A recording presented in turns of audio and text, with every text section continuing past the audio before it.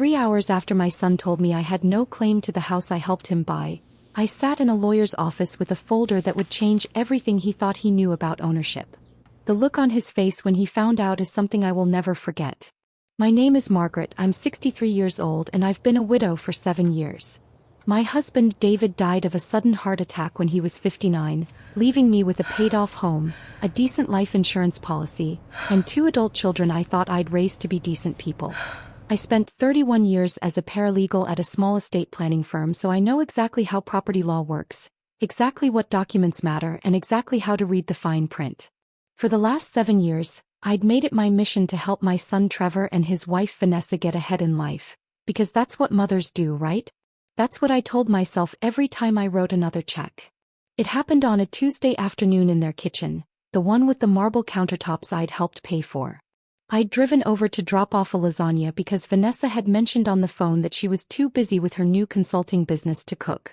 Trevor was sitting at the island with a stack of papers in front of him, and Vanessa stood behind him with her arms crossed.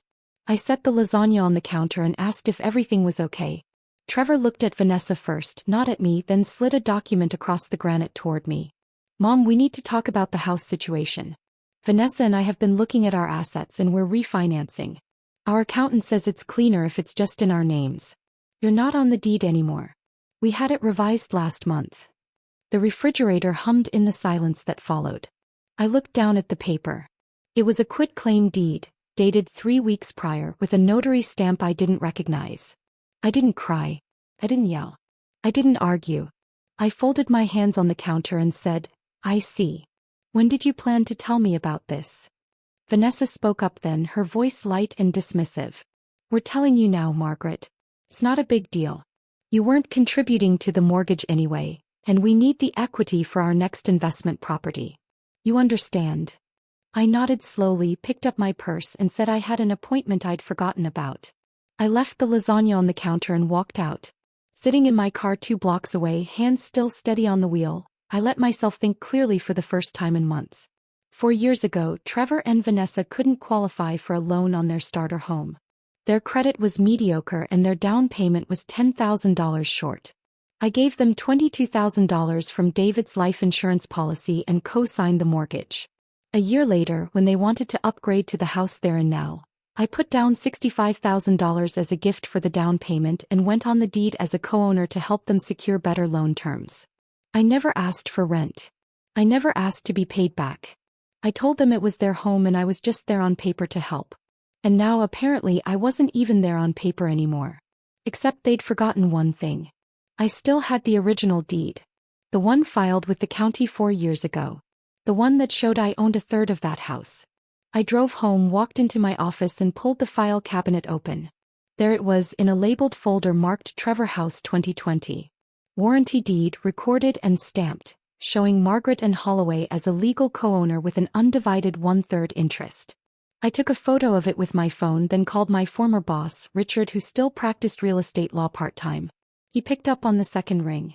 "Richard, I need a consultation. Today if possible. It's about property fraud."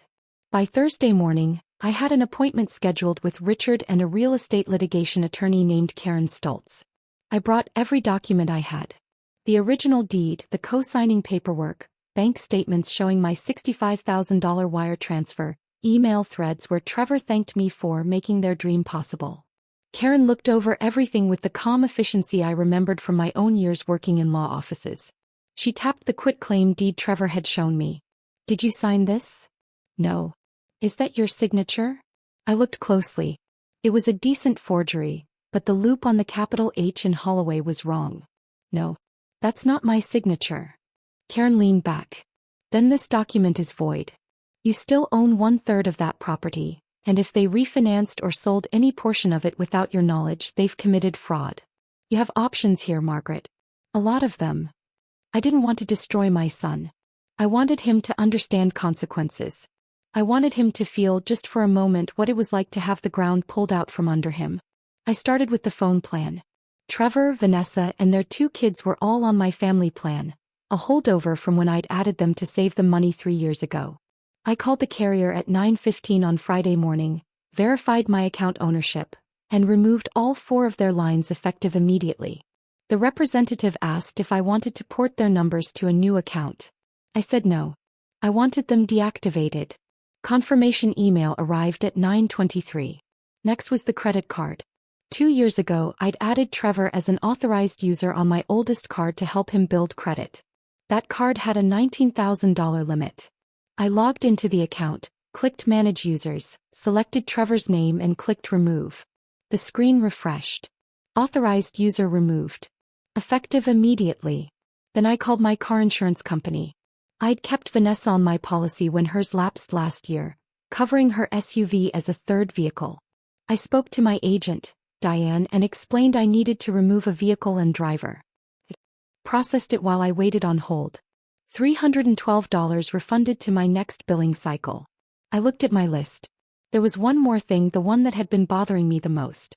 For the past 2 years, I'd been transferring $500 a month into a joint savings account I'd opened with Trevor, supposedly for the grandkids' future education.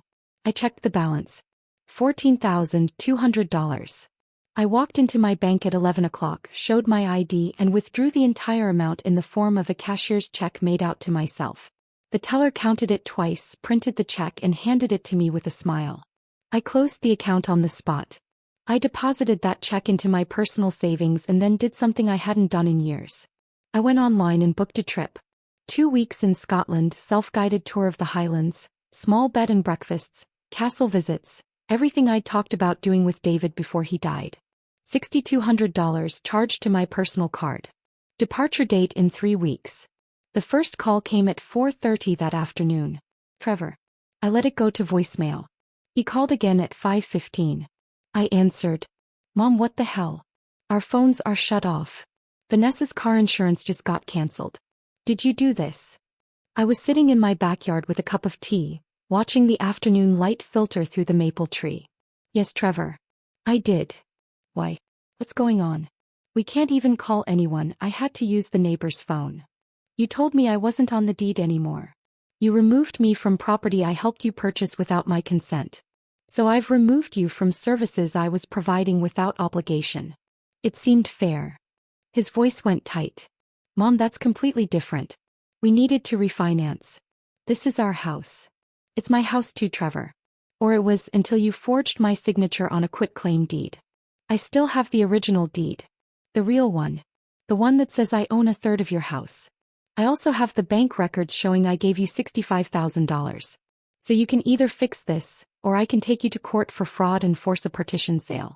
Do you know what that means? It means a judge orders the house sold and divides the proceeds. You'd lose everything. The silence on the other end lasted 10 seconds.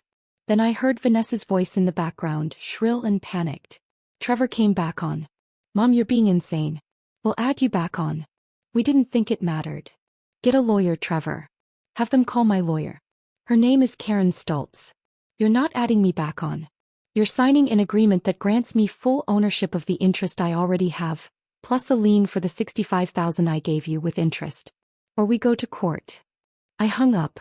20 minutes later, my daughter Rachel called. She lived 2 states away, but we talked every week. Mom, what is happening? Trevor just called me screaming about you taking him to court.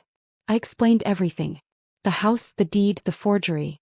Rachel was quiet for a long moment, then she laughed, a short, disbelieving sound. Mom, I told you 2 years ago he was using you. I told you Vanessa was a user.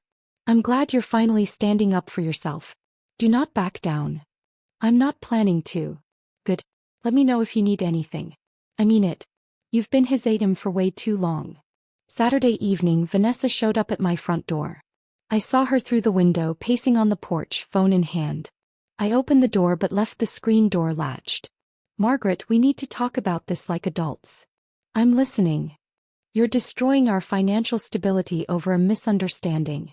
Trevor made a mistake. He should have told you. But you're being vindictive. You're hurting your grandchildren. I met her eyes through the screen. I gave you $65,000, Vanessa. I co-signed loans. I paid for phone bills and insurance and handed over $500 a month for savings I'll never see again. I did all of that because I loved my son and I wanted to help. And the moment you didn't need me anymore, you erased me. You forged my name. That's not a misunderstanding. That's fraud. This is my money. This is my name. And this is my house. You don't get to come here and tell me I'm the problem. She started to cry, the kind of calculated tears I'd seen her use on Trevor a dozen times. We can't afford a lawyer. We can't afford new phone plans. We have kids. Then I suggest you figure it out. I did when David died and left me alone at 56. You're 34 and healthy. You'll survive. I closed the door. Monday morning I got an email from Karen. Trevor's lawyer had reached out. They wanted to settle. By Wednesday we had an agreement. Trevor and Vanessa would sign a legal acknowledgement of my ownership interest, pay me back the $65,000 over 10 years at 4% interest, and I would not pursue fraud charges. In exchange, I would allow them to remain in the house and would not force a sale as long as payments were made on time. I signed it. They signed it. It was done. 6 weeks later, Rachel called to tell me she'd spoken to Trevor. He and Vanessa had taken out a personal loan to get their phones turned back on and had downsized Vanessa's car because they couldn't afford the insurance on the SUV. Vanessa's consulting business, it turned out, had been mostly fictional, a few small clients that barely covered her expenses. She'd taken a job as an administrative assistant. Trevor had picked up weekend shifts at his buddy's landscaping company to make the monthly payment to me. They were stressed. They were struggling. Rachel said Trevor had asked her if she thought I'd forgive them eventually. Rachel told him, maybe. But forgiveness doesn't mean pretending it didn't happen. 2 months after that I got a text from Trevor. Short, carefully worded. Mom, I'm sorry. I know I messed up. I know Vanessa pushed me into it, but I should have stood up for you. I miss you. Can we talk? I read it twice, then typed back. I accept your apology. I'm not ready to talk yet. When I am, I'll let you know. Take care of your family. I didn't hear back. I didn't expect to. I'm writing this from a small guest house in the Scottish Highlands, looking out over a valley so green it doesn't look real. I've spent the last week walking through ruins, talking to strangers in pubs, eating bread and cheese on hillsides, and sleeping better than I have in years. I paid for this trip with money I earned, money I saved, money I took back. Here's what I learned. Love is not the same thing as letting people use you. Helping your children is not the same thing as erasing yourself. And when someone shows you that they see you as a resource instead of a person, believe them. You are allowed to stop giving. You are allowed to say no. You are allowed to take back what's yours, not out of cruelty but out of respect for yourself. I spent 7 years trying to fill the hole David's death left by pouring everything I had into my kids. I thought that's what love looked like. But love doesn't ask you to disappear. You teach people how to treat you, and for a long time I taught my son that I didn't matter. That changed the day I remembered I still had the deed. Your name on the paperwork matters. Your signature matters. And the moment someone tries to erase it, you show them exactly what you're made of.